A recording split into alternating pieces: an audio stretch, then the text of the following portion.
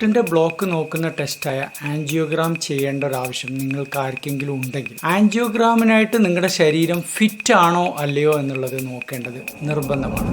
ശരീരത്തിൽ ചില അവയവങ്ങൾ ഓക്കെ ആണെങ്കിൽ മാത്രമേ ആൻജിയോഗ്രാം ചെയ്യാൻ പാടുള്ളൂ. ആൻജിയോഗ്രാം കാരണം വരാവുന്ന ചില പ്രശ്നങ്ങളും എന്തൊക്കെയാണെന്നുള്ളത് ഈ വീഡിയോയിലൂടെ നമുക്കൊന്ന് നോക്കാം. ഏറ്റവും പ്രധാന കാര്യം ശരീരത്തിലെ കിഡ്നിയുടെ പ്രവർത്തനമാണ്. ആൻജിയോഗ്രാം ചെയ്യുന്ന സമയത്ത് ഉപയോഗിക്കുന്ന ചില മരുന്നുകളുണ്ട്. ഇതിന് കോൺട്രാസ്റ്റ് എന്ന് പറയും. ഇതൊരു മഷിയാണ്, ഹാർട്ടിലെ ബ്ലോക്ക് കണ്ടെത്താൻ ഉപയോഗിക്കുന്ന ഒരു മഷി. ഈ മഷി കിഡ്നിയിലൂടെയാണ് പുറത്തേക്ക് പോകേണ്ടത്. അതുകൊണ്ട് തന്നെ കിഡ്നിയുടെ പ്രവർത്തനം ശരിയല്ലെങ്കിൽ, അതല്ലെങ്കിൽ നിങ്ങളുടെ ക്രിയാറ്റിൻ കൂടുതലാണെങ്കിൽ ആൻജിയോഗ്രാം ചെയ്യുമ്പോൾ വളരെ ശ്രദ്ധിച്ചിട്ട് വേണം ചെയ്യാൻ. കിഡ്നിയെ ബാധിക്കാത്ത രീതിയിൽ തന്നെ പലപ്പോഴും ആൻജിയോഗ്രാം ചെയ്യാനുള്ള ചില മാർഗങ്ങളും ട്രിക്കുകളും ഉണ്ട്. എൻ്റെ അനുഭവത്തിൽ തന്നെ ഒരുപാട് കിഡ്നി പേഷ്യൻസിന് ഞാൻ ആൻജിയോഗ്രാം വലിയ പ്രശ്നമില്ലാത്ത രീതിയിൽ ചെയ്തിട്ടുണ്ട്. രണ്ടാമത്തെ കാര്യം അലർജിയാണ്. ശക്തമായ അലർജിയുള്ള പല ആളുകൾക്കും ഈ മഷി ശരീരത്തിൽ അലർജിക് റിയാക്ഷൻ ഉണ്ടാക്കുകയും വലിയ രീതിയിലുള്ള പ്രശ്നങ്ങളിലേക്ക് നയിക്കുകയും ചെയ്യാനുള്ള ഒരു സാധ്യതയുണ്ട്. അതുകൊണ്ട് ആൻജിയോഗ്രാം ചെയ്യുന്നതിന് മുമ്പ് നിങ്ങൾക്ക് അലർജി വല്ലതും ഉണ്ടെങ്കിൽ അത് ഡോക്ടറോട് തുറന്നു പറയാൻ മടിക്കരുത്. മൂന്നാമത്തെ കാര്യം, രക്തം കട്ടി കുറക്കുന്ന ചില ശക്തിയേറിയ മരുന്നുകളുണ്ട്. എന്ന് വെച്ചാൽ വാൽവ് മാറ്റിവെച്ചവര്, ശരീരത്തിൽ ക്ലോട്ടിങ് വന്നവര്, കോവിഡ് വന്നു പോയവർ, ഇങ്ങനെ ചിലർ ഉപയോഗിക്കുന്ന ക്ലോട്ടിങ്ങിന്റെ മരുന്നുകൾ ആൻജിയോഗ്രാമിന് കുറച്ച് ദിവസം മുമ്പ് തന്നെ നിർബന്ധമായിട്ടും ഒഴിവാക്കേണ്ടതായിട്ട് വരും. ശ്രദ്ധിക്കേണ്ട കാര്യം എന്ന് വെച്ചാൽ ആസ്പിരിൻ പോലുള്ള മരുന്നുകൾ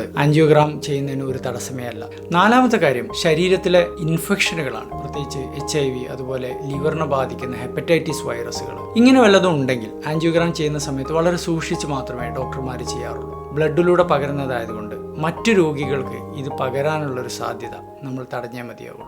അഞ്ചാമത്തെ കാര്യം, ഹാർട്ടിൻ്റെ പമ്പിങ്ങായിട്ട് ബന്ധപ്പെട്ടാണ്. ഹാർട്ടിൻ്റെ പമ്പിങ് ഒരുപാട് കുറഞ്ഞ ചില വ്യക്തികളുണ്ട്, ഹാർട്ട് ഫെയിലിയർ ഉള്ള വ്യക്തികളുണ്ട്. ഇങ്ങനെയുള്ള ആളുകൾക്ക് ലങ്സിനകത്ത് നീർക്കെട്ടുള്ള സമയത്ത് ആൻജിയോഗ്രാം ചെയ്യുകയാണെങ്കിൽ അത് വർദ്ധിക്കാനും ഹാർട്ട് ഫെയിലിയർ കൂടാനുള്ളൊരു റിസ്ക് വളരെ വളരെ കൂടുതലാണ്. ഹാർട്ട് ഫെയിലിയർ സംഭവിച്ചുകൊണ്ടിരിക്കുന്ന ഒരു വ്യക്തിക്ക് ആൻജിയോഗ്രാം എപ്പോഴും ഒന്ന് നീട്ടിവെക്കുന്നത് വളരെ നന്നായിരിക്കും. ഇനി നമുക്ക് ആൻജിയോഗ്രാമിൻ്റെ കോംപ്ലിക്കേഷൻസ് എന്തൊക്കെയാണെന്ന് നോക്കാം. വളരെ അപൂർവമായിട്ട് ആൻജിയോഗ്രാമിന് കോംപ്ലിക്കേഷൻസ് കണ്ടുവരാറുള്ളൂ. അതിൽ തന്നെ ഏറ്റവും സാധാരണയായിട്ട് കാണാവുന്ന മൈനർ ആയിട്ടുള്ള കോംപ്ലിക്കേഷൻസ് ആണ് ആൻജിയോഗ്രാമിനായിട്ട് സൂചി വെക്കുന്ന സ്ഥലത്ത് നീർക്കെട്ട് വരിക, വേദന വരിക. അപൂർവം ചിലർക്ക് കിഡ്നിക്ക് പ്രശ്നങ്ങൾ സംഭവിക്കാം. കിഡ്നി മുൻകൂട്ടി ചെക്ക് ചെയ്യാത്തവർക്കും കിഡ്നിയുടെ ക്രിയാറ്റിൻ ആദ്യമേ കുറച്ച് ഉയർന്നവർക്കും മാത്രമാണ് സംഭവിക്കുക. 10,000-കണക്കിന് ആൻജിയോഗ്രാം ചെയ്തൊരു വ്യക്തി എന്ന നിലയിൽ എനിക്ക് നിങ്ങളോട് ഉറപ്പിച്ച് പറയാൻ പറ്റും, ആൻജിയോഗ്രാം സാധാരണഗതിയിൽ വളരെ സേഫ് ആയിട്ടുള്ളൊരു ടെസ്റ്റാണ്.